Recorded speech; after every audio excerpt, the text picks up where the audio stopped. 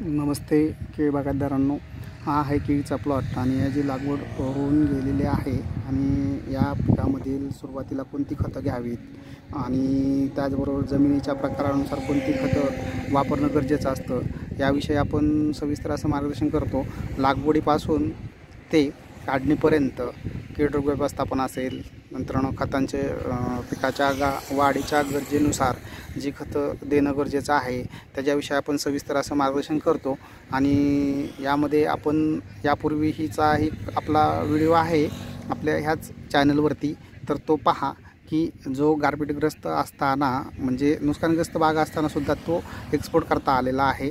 आणि हे सांगण्याचं कारण असं की तुम्हाला त्यामध्ये ते प्लॉट बघता येईल आणि जर काही शंका असतील तर संपर्क करा।